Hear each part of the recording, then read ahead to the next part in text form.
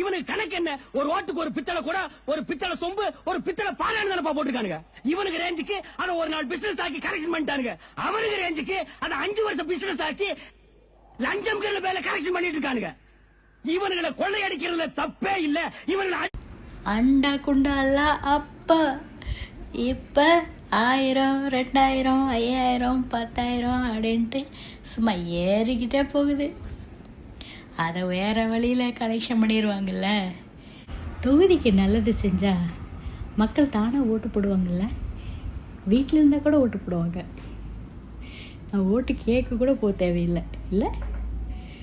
அந்த ட்ரிக்கை ஃபாலோ பண்ணுங்களேன். என்ன இடப்போகுது? மக்கள் நல்லா இருந்துருவாங்க.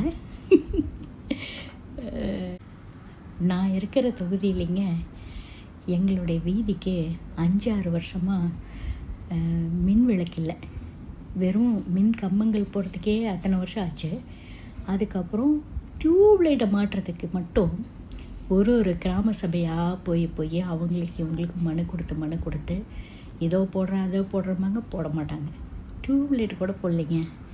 என்ன 6-7 மணிக்கு மேலே பைக் ஓட்டிகிட்டு போக முடியாது. நாய்கள் தொலை தாங்க முடியாது. சரியா? அப்படி தொகுதியை வச்சுருந்தாங்க.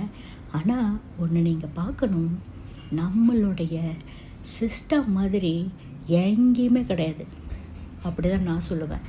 ஏன்னா வார்டிலிருந்து பொறுப்பாளர்கள் இருக்கிறாங்க.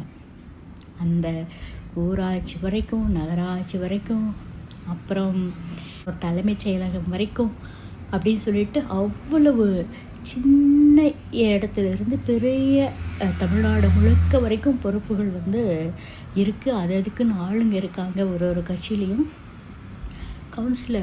ஒரு கவுன்சிலர் நினச்சா போதும், இந்த ஊராட்சியில் இந்த வீதி என்னோடது, இதை நான் சரி பண்ணணும், இதை நான் எப்படி அந்த வீதி மக்களுக்கு என்ன தேவை எல்லாத்தையும் நான் பார்த்துக்கணும், இது என்னோட மக்கள் அப்படின்னு அந்த கவுன்சிலர் நினைக்கணும்.